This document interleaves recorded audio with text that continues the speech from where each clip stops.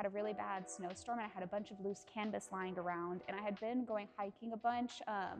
I'd just gone through a bad relationship ending, and I was trying to refine myself, and I was taking a lot of solace in nature, going out and hiking, feeling like rejuvenated and re-energized from being out in nature, which is just like so beautiful and like also untouched from humanity when I was feeling a little bit betrayed by humanity. And so I had started collecting a lot of like rocks, dirt, or like charcoal from the campsites and stuff when I went out hiking. And during a snowstorm, I was trying to figure out how I can dye the canvas. And so I took some canvas, and I also did some paper at this time too. I put snow on top of it, and then with a mortar and pestle, I hand ground up all the rock and dirt and charcoal, and then I would sprinkle that on top of the canvas. And so I dyed that, and so that's one of the pieces, a part of this is using that snow dyeing process. And like, I like to think of it as a collaboration with nature and stuff. Like I'm the painter of it, but also I wouldn't have been able to create part of this piece had it not been for what we've been given in this earth and stuff. And I try to focus specifically on like the Oklahoma landscape too, because that's where I'm from. Good afternoon. My name is Brandon Tellez. I'm a committee member with the Oklahoma Visual Arts Coalition, or OVAC, and a local multimedia artist. Today we're sitting down with Allison Stacey, who has been selected as a survey artist in this year's Momentum event. And looking through your portfolio, you've had your hands on just about every type of art, it seems like, film, photography, print, physical things, literal, abstract. It's an endless list almost. Do you have a favorite medium right now, and how do you feel about having to classify yourself as either a painter or something that we see often in our art world? So my favorite medium right now, I go back and forth a lot between printmaking and painting. If I had to like narrow down on both of those, it would be specifically oil painting and then woodblock printing. I really just enjoy the mechanics and like seeing what you're able to achieve with those. I think I don't typically label myself as one artist or the other, just working with different mediums. And then I've started to kind of explore into some of the fabric mediums with like combining that into my paintings, and then also just using natural dirt, rocks and stuff from Oklahoma. So I've just kind of gone into like a broad artist statement. There are some, I think there are some months where I do lean more towards into the printmaking, but then I still very much bring in a lot of like my painterly expressions into that printmaking, where like both of them are combined, and if I'm still using just the one medium. Well, it sounds like you kind of found a way to take that same exploration and really just continue on with it, which I think is something people struggle with a lot too, having to try and niche down into something, or at least feeling like you have to, when in reality I think you can be so successful without that. You can be broad. To kind of expand on your art career, you touched on it a little bit, but you've also put in the hours educationally. You have a full bachelor's degree from the University of Oklahoma. How do you feel like your time at university affected your journey as an artist? I think my time at the university was able to help solidify my time as an artist, and that it forced me into sitting down and working and learning these practices. I found that after graduating, when I want to explore a new medium, I always find it hard with the attention span and like the time of life to be able to sit down, learn it, and then learn it properly too, where I'm not just like guessing, which there's some fun in guessing with the exploration and seeing how you can create something that's not technically should have been how it was created. But I think school gave me like the structure of being able to learn everything. And it was really wonderful being able to work with Oklahoma artists and stuff, and then help like see their history in the community, see how they are able to approach, and then not only watching the professors be art professors, but seeing that they also have a life outside of being professor. I think that was really encouraging too, that they have a professional background as a teacher or professor, but they still have a very creative background too outside of that, doing shows, workshops, different events and whatnot. Okay, so you really kind of just were thrown into the art world almost right away. So along with that, you're learning, you're exploring. What would you say is the biggest challenge that you're either currently facing or you've had to share, specifically when practicing your art and sharing it with the public, putting it out there like this?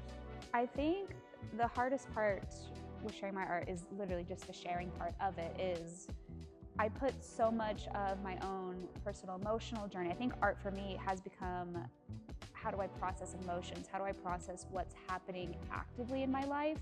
And a lot of that comes with emotions that I normally wouldn't feel comfortable sitting down and sharing with a stranger that I'd met that night, and like just laying out my entire life history, whether it be childhood, bad relationships, traumatic events, or anything like that. And I think learning how to feel comfortable with putting out those vulnerable sides to be consumed by anyone and everyone was probably one of the biggest hurdles. Yeah, you're literally trauma dumping to the entire anybody who walks through here, and I think that's it's something we got to talk about a little bit earlier. But I think it's so admirable and inspirational to other people. You know, whether it's something similar that they've dealt with or something not. Like, it's just the more you see other people put things out there, the more I think you're willing to put things out there and connect and share. So we'll move into a little bit about momentum specifically. What does this Momentum Art Show mean to you personally? I think when I was first in college, or like even prior to college, trying to learn the art culture and the art community in Oklahoma, I think we were pushed so much with like the fine art side. And in that representation, I only saw older people that weren't in my age range, and it felt almost inaccessible at a time to get into the art world, where there wasn't a lot of like visual representation of younger artists. It felt like you had to fully make something of yourself. You had to be fully solidified in a career before you got that representation. And so I think events like Momentum, where it's catered specifically only towards younger artists with that cutoff at like 30 years, helps promote the younger artists and like show that there is a space for them. There's room for you in this art department or this art community. And it kind of helps take off some of that scariness that I think you feel, especially for like people just starting out into their art career, whether it be you're starting in college or you're just graduated college and you're like, what do I do next? How do I get involved with these things? I think it makes it a lot more accessible and a little less scary coming out into the world. That makes sense. Well, I mean, it kind of, you can almost relate that to a lot of the job world right now, where you need experience to get jobs, but you can't get the experience without doing the job. And so I think this is such an integral part of like that creative process for young people, like giving that opportunity and that advantage. What is something about this piece that people might miss as they're walking through Momentum? I think just realizing that the background is a collaboration with nature.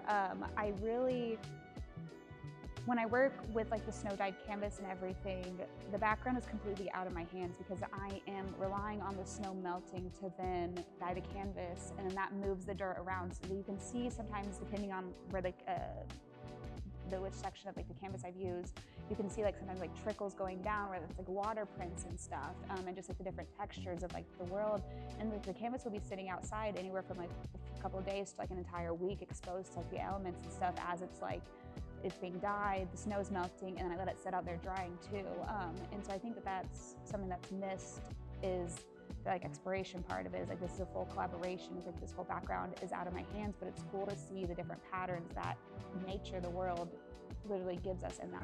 Yeah, and then you're literally collaborating with the earth and everything around you at that point. And something a lot of people don't know about you is that you're also a committee leader within Momentum. Not only are you a survey artist, but you're helping put everything together. You know, from every angle, you're helping out this event. Could you sum up the impact that OVAC has had on your journey so far? So this is my second time being the committee head for the marketing with OVAC. I have just loved talking with the people, whether it be the other committee members that are involved or the artists that are coming through with these shows. I've loved connecting with everyone. I've been able to meet so many people that I wasn't previously acquainted with, and also that like hear stories, hear about their own like artistic growth, how they're expressing, and I think just the human connection behind everything, and then just being part of a community. Again, I have a lot of love for our Oklahoma community, especially in the art department and everything, in the art community. And I think that everything that OVAC has been able to do so far and is continuing to do for our state is wonderful when there aren't a lot of resources specifically dedicated to the arts. Yeah, that's awesome. Yeah, you're really finding a way to give back to the community that built you up in a way, more or less. If you could give some inspiring words to motivate others to either participate as an artist or as a committee member, what do you think you would put out there? So for an artist, I would say just to keep trying. It's all about process and error. There are some paintings that I haven't touched in years and I hate, and then I go back and I literally just add one thing and it's perfect. And just learning how to be patient with yourself, and also learning that it's okay to make bad art as well, because that's how you get to the pieces that you are going to love.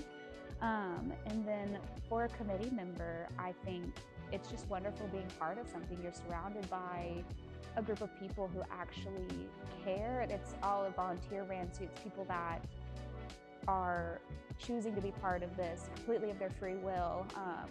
And it's, I think, wonderful seeing the collaboration that is able to exist within like our community or our meetings, and seeing these ideas come into life for the actual show. I think it's really fun, like going from point A, B, and C, and like seeing the back ends of something. Whenever for years my background has been just showing, seeing how actually things are put in has been. Okay, that's awesome. Let's see. So we'll kind of round it out with just a few more questions here. What's next for you after Momentum? So after Momentum, I'm going to start diving into like full collaboration with nature. I think a lot of this past, like in 2025, I was focusing on painting and printmaking more, but I want to actually start diving into making my own paints. In 2025, I did end up doing a little small painting where instead of using snow-dyed canvas, I painted a bison, and I used Oklahoma dirt to make the actual like bison parts, like the paint. And I'd really like to start exploring that more side of making my own pigments and everything, pigments and inks with like nature around me. Okay. That's exciting. That's definitely some exciting things to look forward to. Yeah. So only two more questions. The last one, or second to last one here, that I'd like to ask all of the artists, to sum it up, in a quick summary, why do you make art? I think I started off with making art because I enjoyed it, and it was fun, and it was something to do. And I think moving into an adulthood and encountering the craziness of life and all the emotions that life has thrown at you, I've really just transitioned into using my art as like a documentation for what's going on in my life, whether that be like processing my emotions for personal stuff, spiritual, religious matters, or like political matters of what's happening in the world. It's really, my art has become a documentation of what I'm currently going through, where my emotions are currently at, and like what's happening in my life. Okay. I think that's something that's probably misunderstood in a lot of people's art, is like, even if it does appear to have some other goal or purpose, I bet there is a lot of reflection of self throughout anybody's work history. Well, thanks for all the time today. Thanks for the interview today. Last question, really, and not even for us, but where can people find you online? Where can they see more of your work? This is your chance to plug yourself. Yeah, so online you can find me at astack.art. I'm on both Instagram and Facebook, and that'll probably be the best place to find me. I'm pretty good about posting, mostly on my stories. Yeah, Instagram is astack, ASTAC.art.